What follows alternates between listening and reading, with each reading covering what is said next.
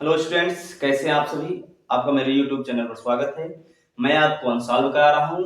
आज उसका third part होने वाला है जो कि काफी इंटरेस्टिंग होने वाला है। मैं आपको बिल्कुल जो अंसाल भल करा रहा हूं कॉन्सेप्चुअल बता रहा हूं। इसमें क्वेश्चन बता के मैं आगे नहीं बढ़ रहा हूं, मतलब बिल्कुल डिटेल्स में उसकी मैं चर्चा कर रहा हूं। और आज सबसे पहला जो क्वेश्चन है बड़ा ही इंटरेस्टिंग होने वाला है। हम अपने घरों में मोबाइल चार्जर यूज करते हैं जिसमें एक ऐसी डिवाइस लगी होती है, आप ये समझिए, जो इतने बड़े बड़े वोल्टेज को यानी 230 वोल्टेज को वो 5 वोल्ट में बदल देती है। 230 वोल्ट को 5 वोल्ट में बदल देती है। आप ये, और दूसरी सेकंड चीज आप ये समझिए, 11,000 जो वोल्ट होता है, जो लाइन सप्लाई होती है 11,000 वोल्ट से, उसको 230 वोल्ट में बदल देती है वो डिवाइस। तो वो डिवाइस का नाम है ट्रांसफार्मर। आप देख पा रहे होंगे हमने यहाँ एक ट्रांसफार्मर बना रखा है।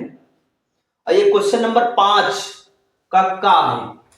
क्वेश्चन नंबर 5 का इसमें लिखा, क्वेश्चन पूछ रखा है ट्रांसफार्मर का सिद्धांत क्या है, ऊंचाई ट्रांसफार्मर का परिपथ चित्र आरेख बनाकर उसकी कार्यविधि को समझाइए। तो ये ऊंचाई ट्रांसफार्मर हमने बना रखा है। इसमें पहला क्वेश्चन कर रखा है कि ट्रांसफार्मर का सिद्धांत क्या है। तो ये ट्रांसफार्मर का सिद्धांत जो होता है वो अन्योन्य प्रेरण के सिद्धांत पे कार्य करता है। कौन से सिद्धांत पर? अन्योन्य प्रेरण सिद्धांत पर। अन्योन्य प्रेरण सिद्धांत पर। अन्योन्य प्रेरण सिद्धांत पर कार्य करता है जो ट्रांसफार्मर होता है।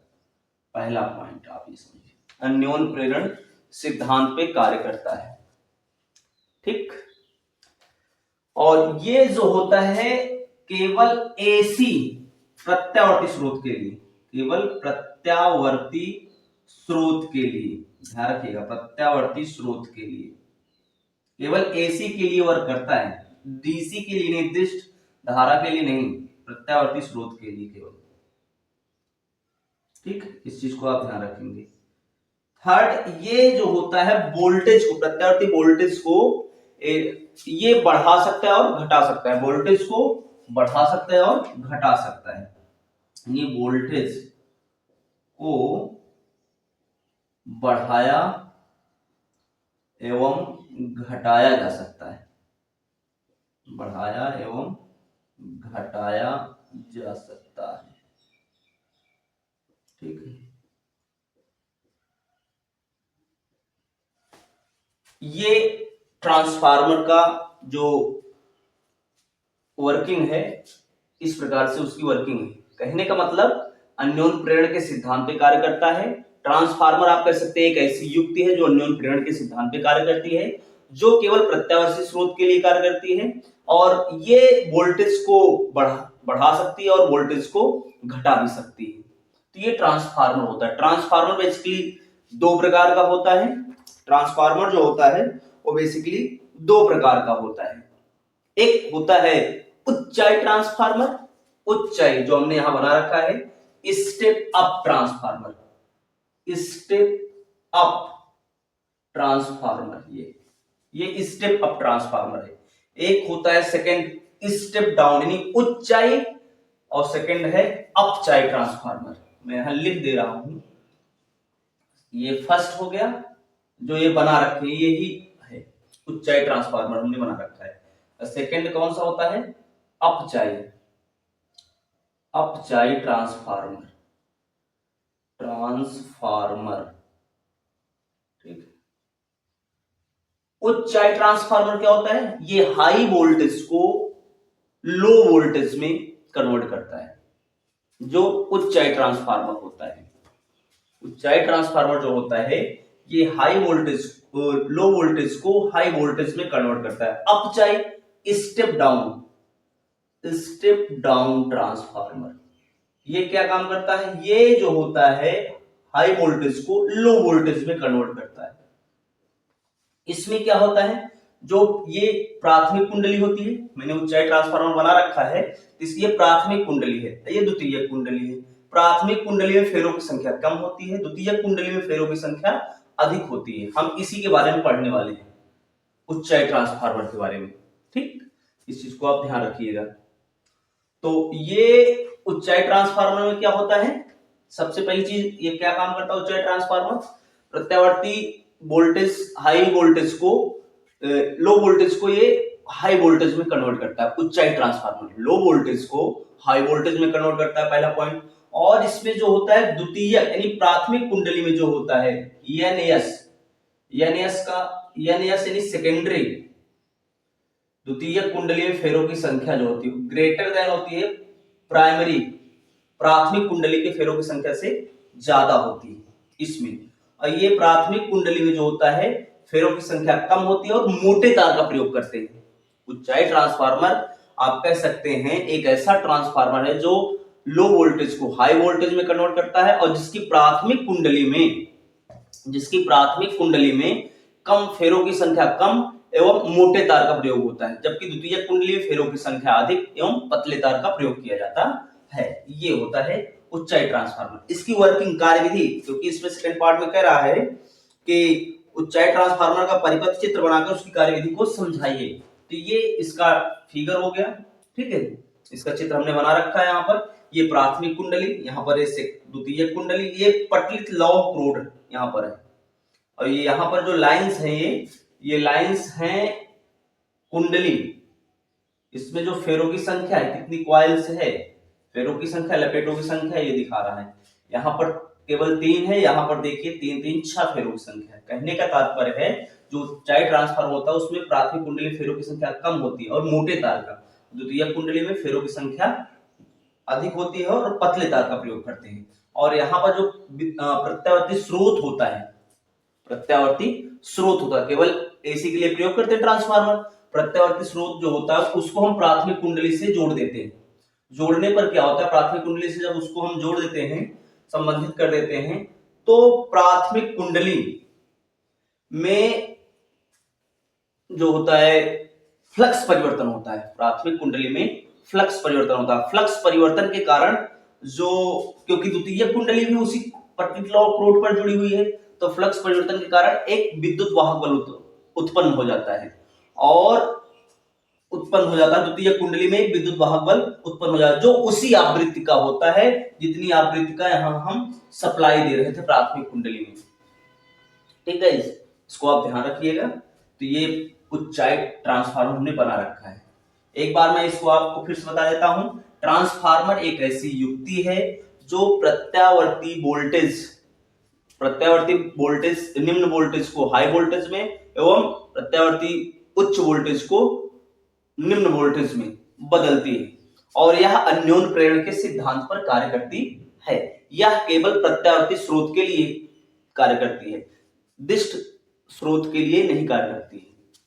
ये ट्रांसफार्मर होता है, ठीक है। अब इसमें ट्रांसफार्मर, ऊंचाई ट्रांसफार्मर का चित्र हमने बनाया। ऊंचाई ट्रांसफार्मर क्या होता है? ऊंचाई ट्रांसफार्मर एक ऐसा ट्रांसफार्मर है जो लो वोल्टेज को हाई वोल्टेज में कन्वर्ट करता है, ठीक है। प्रत्यावर्ती लो वोल्टेज को प्रत्यावर्ती हाई वोल्टेज में कन्वर्ट करता है, उच्च विभव में कन्वर्ट करता है, बदलता है। और इसमें जो प्राथमिक कुंडली होती है, ऊंचाई ट्रांसफार्मर जो प्राथमिक कुंडली होती है उसमें फेरों की संख्या कम, मोटे तार के फेरों की संख्या कम होती है, जबकि द्वितीय कुंडली में पतला तार फेरों की संख्या अधिक होती है। ये होता है ऊंचाई ट्रांसफार्मर। इसकी कार्यविधि क्या होती है? हम कार्यविधि के बारे में लिख सकते हैं, जिस अन्योन्य प्रेरण की डेफिनेशन एज इट इज हम बता सकते हैं। बाकी आइए देख लेते हैं इसकी कार्यविधि। ऊंचाई ट्रांसफार्मर के प्राथमिक कुंडली को हम प्रत्यावर्ती स्रोत से संबंधित कर देते हैं। संबंधित करने पर जो प्रत्यावर्ती स्रोत के संबंधित करने पर प्राथमिक कुंडली को प्रत्यावर्ती धारा के प्रथम अर्धचक्र में चुंबकन और द्वितीय अर्धचक्र में विचुंबकन, चुंबकन और विचुंबकन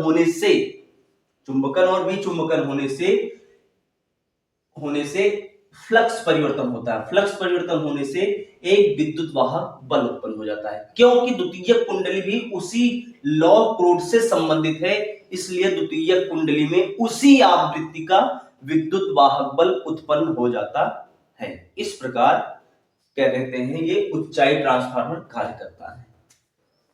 ये 5th का था। सेकेंड क्वेश्चन हम देखेंगे, 5 का खा देखेंगे।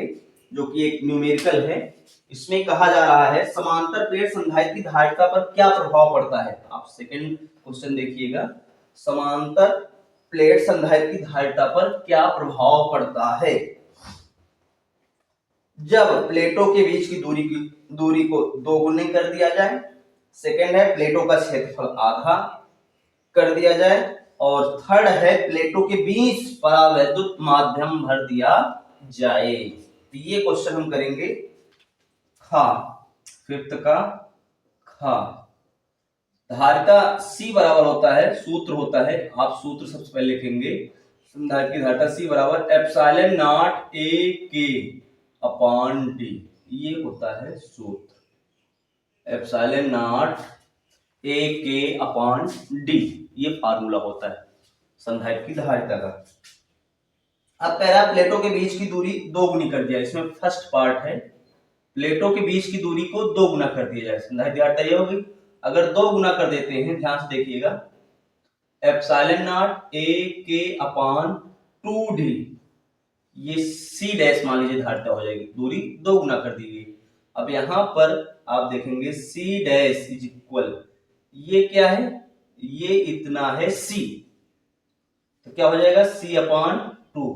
जो नई धारिता होगी वो क्या हो जाएगी, आधी हो जाएगी। पहले की अपेक्षा अब जो है संधारित्र की धारिता 1/2 हो जाएगी।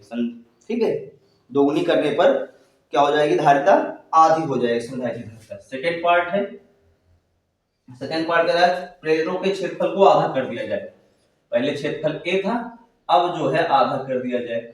Epsilon not A upon 2 K upon D, आधा कर दिया जाए। आधा कर दिया जाए, नहीं इसको ऐसे भी लिख सकते हैं, epsilon not A K upon 2D। ठीक है, तो आधा कर दिया जाए। ये किसकी वैल्यू है, ये किसकी वैल्यू है, ए सी डबल डैश हम मान लेते हैं। ये किसकी वैल्यू है, ये है C की वैल्यू, तो C डबल डैश क्या हो जाएगा, C अपॉन 2। जो पहले की धारिता थी उसकी अब जो धारिता रहेगी संधारित्र की, वो भी आधी हो जाए। ये स्पष्ट हो रहा है यहां से। इसमें थर्ड पार्ट है, थर्ड पार्ट ध्यान से देखिएगा, प्लेटों के बीच परावैद्युत माध्यम भर दिया जाए। प्लेटों के बीच परावैद्युत माध्यम भर दिया जाए, कि क्या है, माध्यम का परावैद्युतांक। अगर भर देंगे, यहां से स्पष्ट हो रहा है C प्रोपोर्शनल K है, C प्रोपोर्शनल K है। इसका क्या प्रभाव पड़ेगा, परावैद्युत माध्यम भरने से क्या हो जाएगा, धारिता जो होगी बढ़ जाएगी। ठीक, तो ये क्वेश्चन फिफ्थ का खा था। अब हम फिफ्थ का गा देखेंगे, जो कि बड़ा ही महत्वपूर्ण क्वेश्चन है। इसमें पूछा जा रहा है, बताया जा रहा है कि प्रकाश के व्यतिकरण तथा विवर्तन से क्या अभिप्राय है। प्रकाश के व्यतिकरण तथा विवर्तन से क्या अभिप्राय है। तो व्यतिकरण, व्यतिकरण आप अपने आसपास में ये घटना देखे होंगे, जैसे साबुन का बुलबुला रंगीन दिखाई देता है, आपने देखा होगा ना। तो क्यों दिखाई देता है, इस पर हमने सोचा नहीं। तो ये व्यतिकरण की घटना के कारण दिखाई देता है। तो हम व्यतिकरण और विवर्तन आज देखते हैं इसको। गा नंबर है क्वेश्चन फिफ्थ का गा, व्यतिकरण, इंटरफेरेंस। व्यतिकरण, व्यतिकरण क्या होता है, ध्यान से देखिएगा। इंटरफेरेंस, व्यतिकरण, ठीक है, तथा विवर्तन। व्यतिकरण क्या होता है, सुनिए, जब दो समान आवृत्ति, जब दो समान आवृत्ति एवं समान आयाम, लगभग समान आयाम की दो तरंगे एक ही दिशा में संचरित होती हैं, एक ही दिशा में चलती हैं, तो उनके अध्यारोपण से कुछ बिंदुओं पर तीव्रता जो होती है, परिणामी तरंग की तीव्रता जो होती है, वो अधिकतम हो जाती है तथा कुछ बिंदुओं पर तीव्रता न्यूनतम हो जाती है। इस घटना को कहा जाता है व्यतिकरण। इस घटना को क्या कहा जाता है, व्यतिकरण कहते हैं। ठीक, और जिन बिंदु पर तीव्रता अधिकतम होती है वहां पर क्या होता है, समपोषी व्यतिकरण, यानी कंस्ट्रक्टिव इंटरफेरेंस। और जिन बिंदुओं पर तीव्रता न्यूनतम हो जाती है उनको बोलते हैं विनाशी व्यतिकरण, डिस्ट्रक्टिव इंटरफेरेंस। ये होता है व्यतिकरण की डेफिनीशन होती है, ये व्यतिकरण की डेफिनीशन है, इसको आप ध्यान रखेंगे, व्यतिकरण। ठीक है, तो दो समान आवृत्त यानी समान आवृत्त लगभग समान आयाम होना चाहिए और सेम डायरेक्शन में ट्रेवल करनी चाहिए, इनका ओवरलैपिंग अध्यारोपण होना चाहिए। अध्यारोपण के फलस्वरूप क्या होगा, कुछ बिंदु पर तीव्रता अधिकतम हो जाएगी, कुछ बिंदु पर तीव्रता न्यूनतम रहेगी, इस घटना को व्यतिकरण कहा जाएगा। जिन बिंदुओं पर अधिकतम तीव्रता है उसको बोलेंगे समकोशी व्यतिकरण, और जिन बिंदु पर तीव्रता न्यूनतम है उनको बोलेंगे विनाशी व्यतिकरण। ये होता है विवर्तन, ये व्यतिकरण होता है। सॉरी, अगला है इसमें विवर्तन। विवर्तन, विवर्तन क्या होता है, डिफ्रैक्शन। विवर्तन, डिफ्रैक्शन, डिफ्रैक्शन। विवर्तन क्या होता है, किसी अपारदर्शी, जब प्रकाश किसी वस्तु के किनारे से टकराकर, जब प्रकाश किसी अवरोध से टकराकर, ठीक है, जब प्रकाश जो है लाइट है वो किसी अवरोध के किनारे से टकराकर प्रकाश के मुड़ जाने की घटना को, ठीक है, विवर्तन कहा जाता है, डिफ्रैक्शन कहते हैं। प्रकाश आपने देखा होगा कहीं किसी कॉर्नर से जब टकराता है, किसी वस्तु के कारण अवरोध से टकराता है कॉर्नर से, तो क्या होता है, उसकी छाया में प्रवेश कर जाता है लाइट जो प्रकाश। इसी घटना को हम क्या बोलते हैं, प्रकाश का विवर्तन कहते हैं। ठीक है, ये प्रकाश का विवर्तन होता है।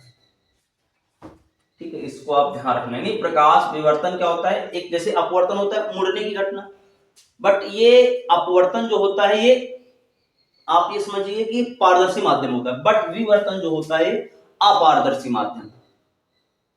ठीक है, किसी दीवार है उसका कॉर्नर वगैरह से टकराकर प्रकाश जो होगा वहां से मुड़ जाएगा और उसकी छाया में प्रवेश कर जाएगा, इसी घटना को प्रकाश का विवर्तन कहते हैं। इसको आप ध्यान रखेंगे, यहाँ पर इन दोनों के बारे में अंतर पूछा गया था।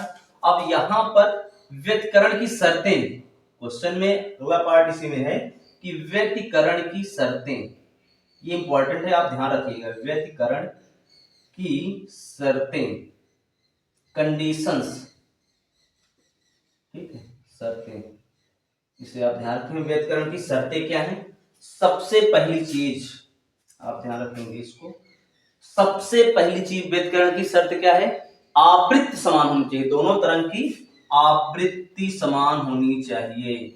ठीक है, इस चीज को ध्यान रखिएगा, आवृत्ति समान होनी चाहिए, समान आवृत्ति, ठीक है, होनी चाहिए। आयाम, सेकंड, आयाम या आयाम समान होना चाहिए,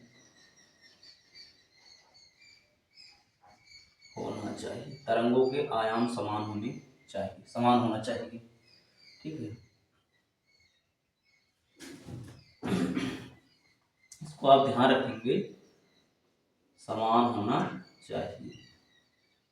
थर्ड है, थर्ड आप देखेंगे, कला संबद्ध स्रोत होने चाहिए, कोहेरेंट सोर्स होना चाहिए, कला संबद्ध स्रोत ये होना चाहिए, कोहेरेंट सोर्स होना चाहिए। क्या होता है कला संबद्ध स्रोत, दो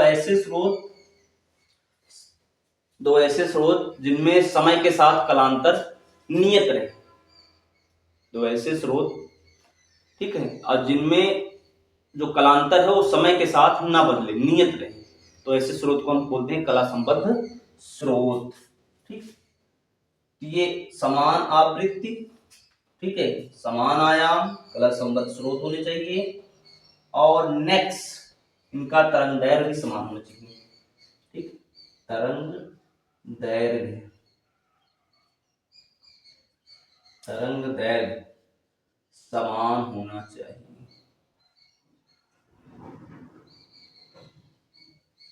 तरंग दैर्घ्य समान होना चाहिए।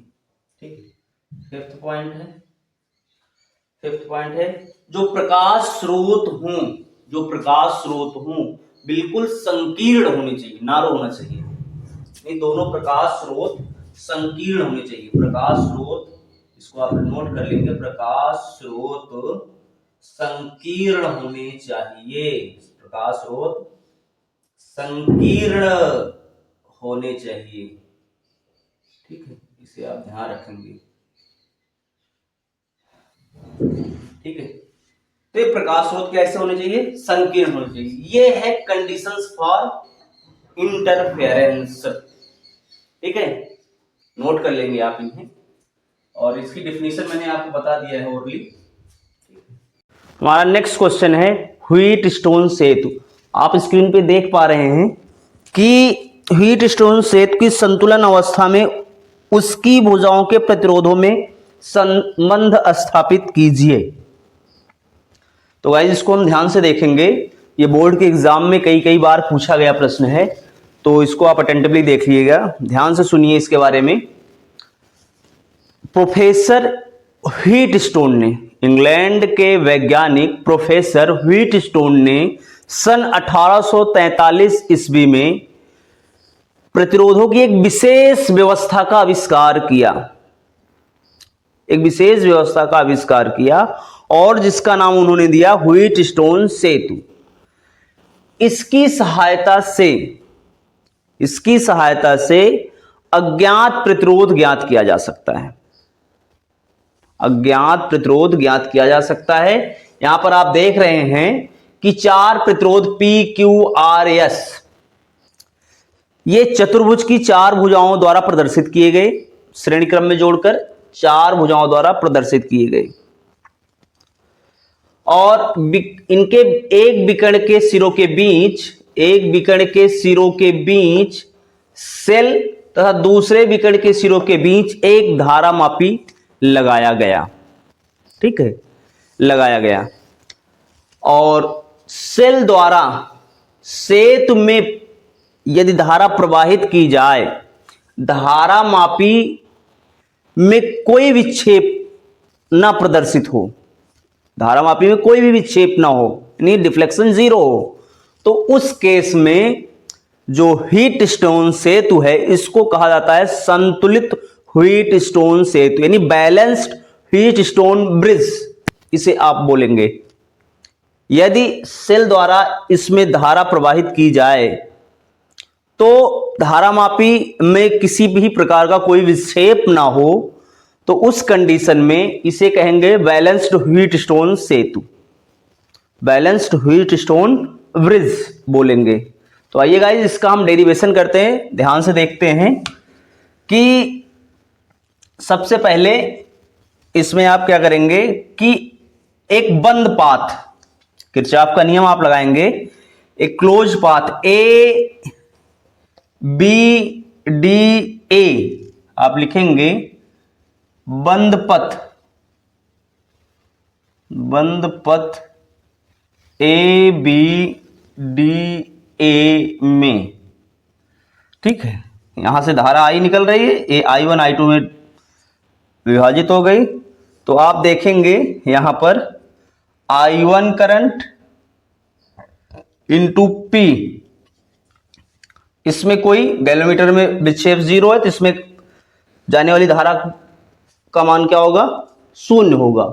या आप ये बता सकते हैं इस पॉइंट बी और पॉइंट डी का जो पोटेंशियल है सेम है, इसलिए इसमें कोई भी करंट प्रवाहित नहीं होगा, ठीक है।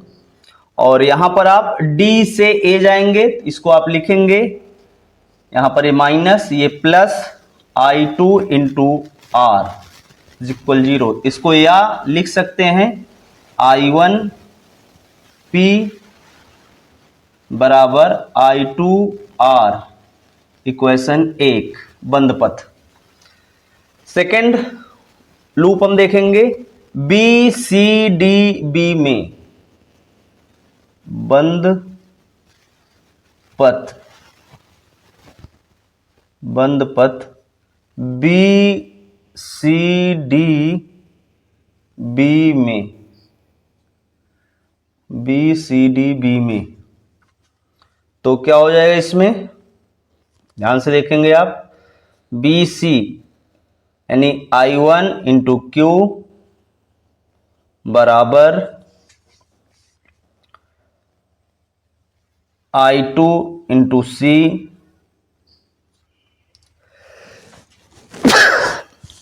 सॉरी माइनस हो जाएगा यहाँ पर बराबर 0। ये क्या हो जाएगा I1 क्यू बराबर I2 सी। Equation second. तो सी नहीं होगा यहाँ पर, यस होगा, क्योंकि यहाँ पर रेजिस्टेंस जो है यस है। अब इक्वेशन 1 और 2 से इसको हम सॉल्व करेंगे तो लिखेंगे समीकरण 1 और 2 से, ठीक है। इसको हम डिवाइड कर देते हैं I1P अपान I1Q बराबर I2R अपान I2S, ठीक। या इसको आप लिख सकते हैं P upon Q is equal R upon ES, R upon ES। ये हीट स्टोन शीट के लिए जो रिलेशन होता है इनके प्रतिरोधों के बीच में ये होता है। ये प्रतिरोध P और Q को अनुपाती प्रतिरोध आप कह सकते हैं, या AB और BC भुजा को अनुपाती भुजा आप कहेंगे।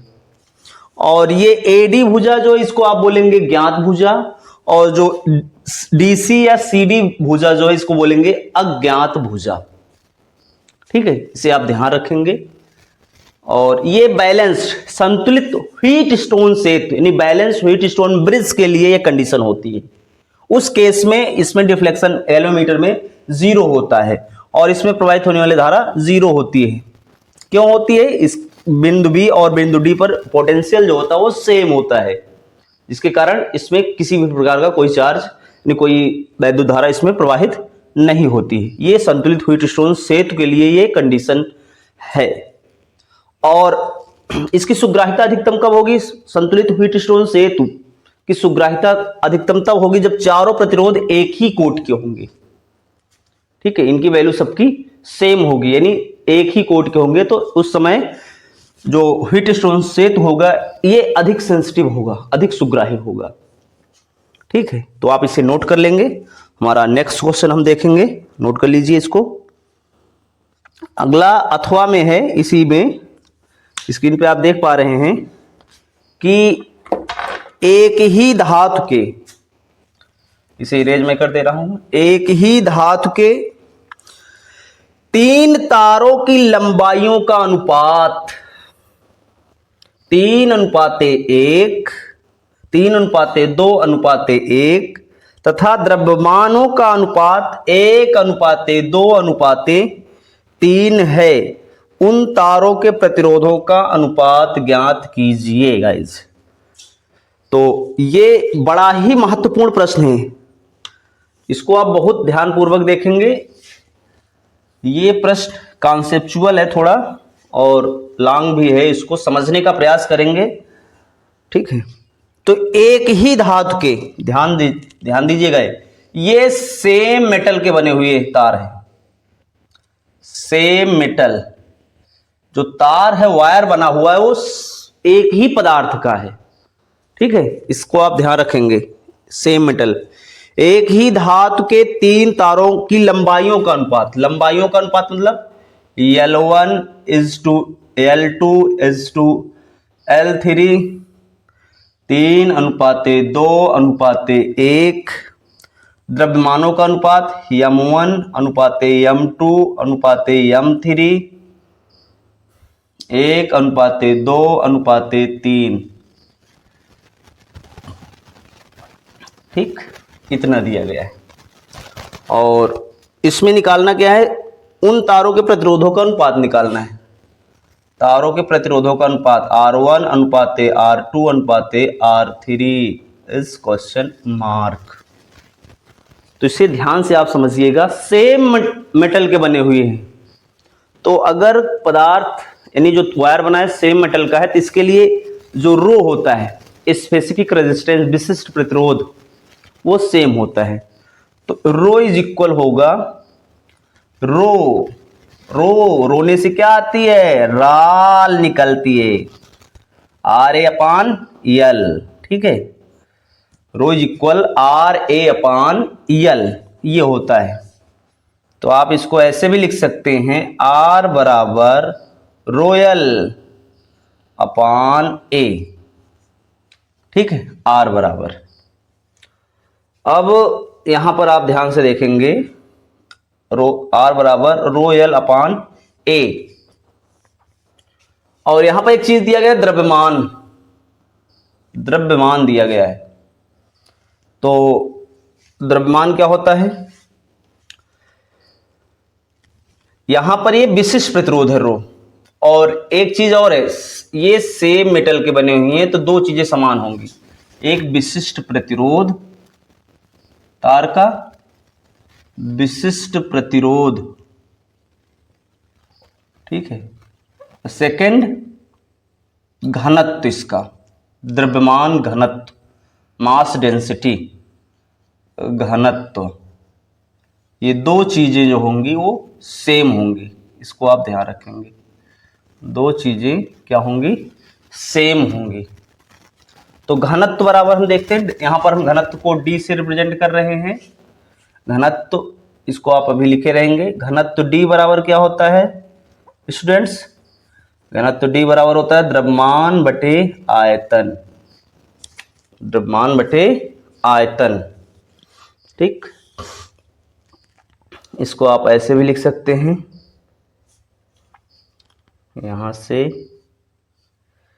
द्रव्यमान m बराबर या आयतन V बराबर आप लिख सकते हैं, आयतन V बराबर क्या लिख सकते हैं, m/d, m/d। आयतन V को क्या लिख सकते हैं, आयतन V को हम लिख सकते हैं एरिया इंटू लेंथ, m/d, ठीक, m/d। या इसी को हम आगे अगर लिखना चाहें, एरिया A बराबर m/dl, ऐसे भी आप लिख सकते हैं, ठीक, ये भी आप लिख सकते हैं। तो A बराबर m/dl, ठीक है।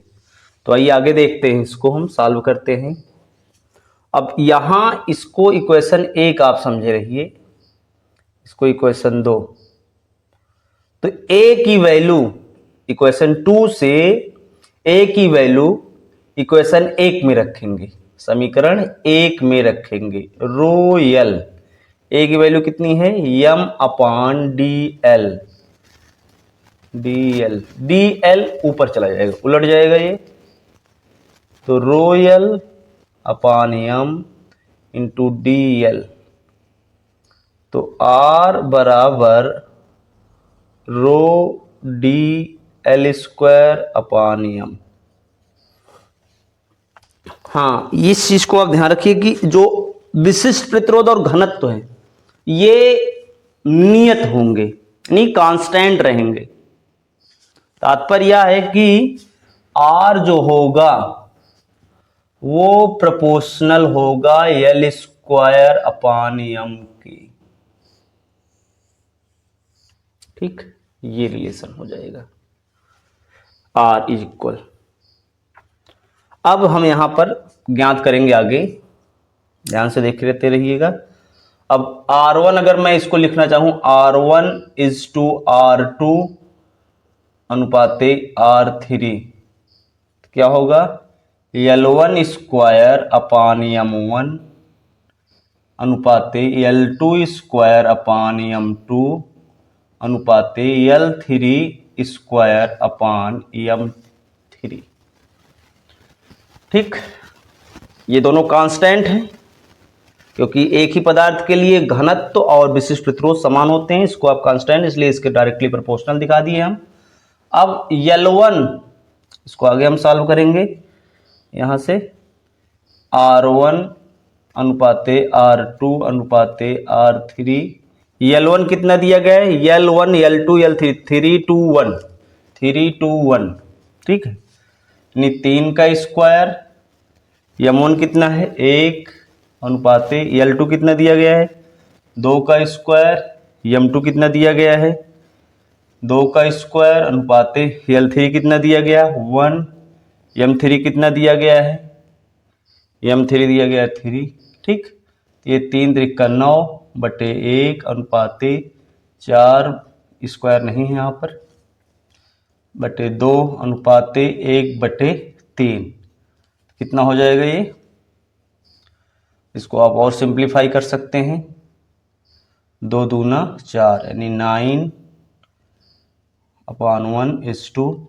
2/1 इसका LCM जो होगा 3 होगा, और आप कह सकते हैं 3 दूना 6 3 9 27, ठीक है। तो इसको आप जो लास्ट में फाइनली R1 अनुपाते R2 अनुपाते R3 ज्ञात करेंगे,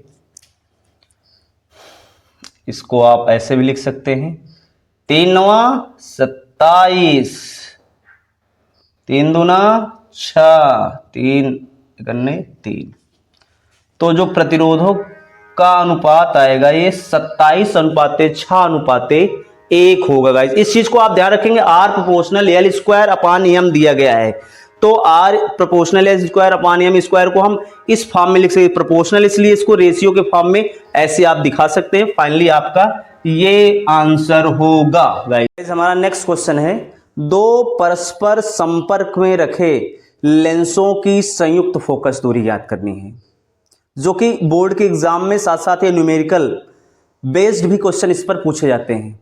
तो आइए इसको हम देखते हैं और समझने का प्रयास करते हैं। लेंस L1 और L2 है, ये परस्पर संपर्क में रखे हुए हैं और ये उत्तल लेंस है, और यहां से लेंस L1 से U दूरी पर एक ऑब्जेक्ट O रखा हुआ है, ठीक है, ऑब्जेक्ट O रखा हुआ जहां से प्रकाश की किरणें निकल रही हैं, और लेंस 1 से क्या हुआ, इनका अपवर्तन हुआ, अपवर्तन होने के पश्चात ये सीधा ऐसे इस प्रकार से यहां तक, यानी लेंस L1 के लिए जो इमेज बनेगी I डैश पर इस पॉइंट I डैश पर बनेगी, यानी यहां लेंस L1 से I डैश बिंदु की दूरी जो होगी वो V डैश होगी, ठीक है, ये पहली कंडीशन। सेकंड, जब लेंस L2 पर जाएगी यहां से भी अपवर्तन होगा, तो अपवर्तन होगा गाइस, तो ये जो प्रकाश किरण होगी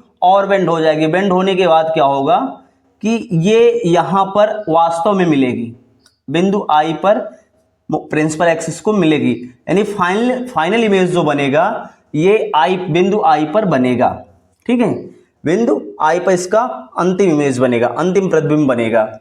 और ये L1 लेंस है, इसकी फोकस दूरी मान लेते हैं F1, L2 है लेंस, इसकी फोकस दूरी F2 मान लेते हैं, और यहां पर जो ये I डैश है लेंस L1 के लिए, जो I डैश इसका प्रतिबिंब बन रहा है, ये I डैश प्रतिबिंब जो बना L2 लेंस के लिए ये वस्तु का कार्य करेगा, आभासी वस्तु का कार्य करेगा, ठीक है, इस चीज को आप ध्यान रखिए, वस्तु का कार्य करेगा, और वस्तु का कार्य करेगा, फाइनली इमेज फिर कहां बन जाएगा, I पर बनेगा। तो आइए इसके लिए हम देखते हैं संयुक्त फोकस दूरी कैसे निकालते हैं। लेंस सूत्र आप जानते हैं, लेंस सूत्र, लेंस फार्मूला क्या होता है, लेंस सूत्र से 1/f बराबर 1/v माइनस 1/u, ये लेंस फार्मूला होता है। इस फार्मूले को हम अप्लाई करते हैं पहले लेंस L1 के लिए, आप ऐसे लिख लेंगे, लेंस L1 के लिए 1/f1, L1 के लिए फोकस दूरी F1, इमेज कहां बन रहा है, कितनी डिस्टेंस है, V डैश माइनस U, वस्तु U, इक्वेशन 1 हो जाएगा।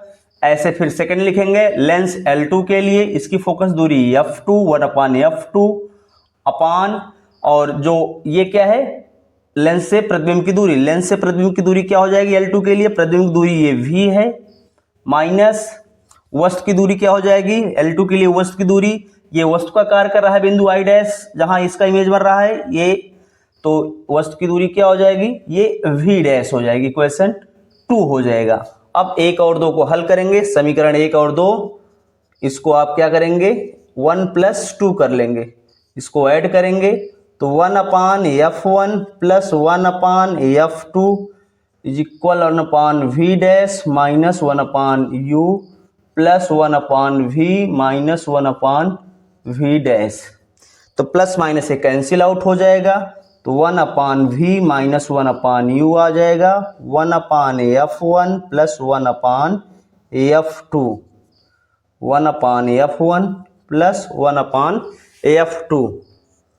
यहाँ पर आप देख पा रहे हैं 1/F1 प्लस 1/F2, क्योंकि ये लेंस फार्मूले के अंतर्गत आता है 1/F बराबर 1/V माइनस 1/U। तो यहाँ आप आगे इसको लिख सकते हैं इस प्रकार से 1/F, इसको मैं लिख दे रहा हूँ, और बराबर 1/F1 प्लस 1/F2। ये दो लेंस अगर परस्पर संपर्क में रखे गए हैं, उन लेंसों की संयुक्त फोकस दूरी के लिए ये फार्मूला होता है।